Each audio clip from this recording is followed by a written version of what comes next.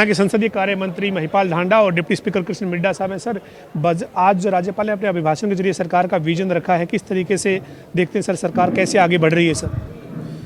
देखिए, माननीय महामहिम गवर्नर साहब ने जो अभिभाषण पढ़ा है वो सरकार का एक विजन डॉक्यूमेंट होता है।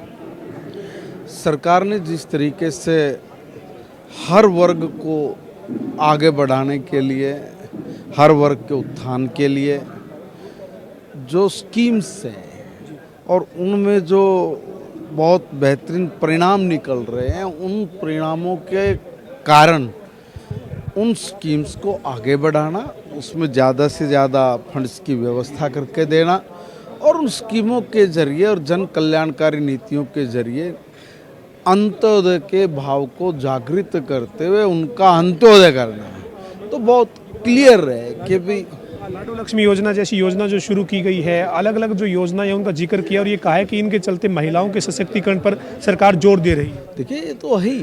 देखिए, 50% आबादी प्रदेश में जो महिलाओं की है, उनके सशक्तिकरण पे ध्यान देना ये प्रायोरिटी है सरकार की। इसलिए एजुकेशन से लेके, एग्रीकल्चर से लेके और बिजनेस तक हर क्षेत्र में जो महिलाओं ने अपनी छाप छोड़ी है, उसका नतीजा है कि सरकार चाहती है कि अपनी जो 50% आबादी है उस आबादी को और आगे बढ़ाया जाए।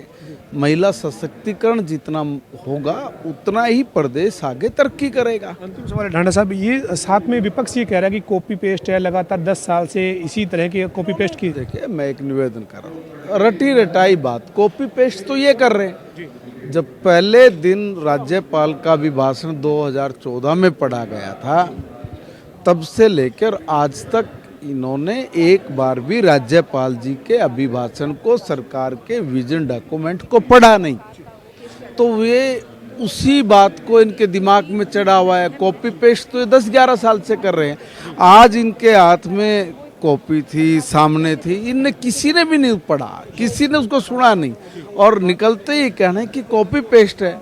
तो इससे बद्दा मजाक की इस प्रदेश की जनता के साथ क्या करेंगे?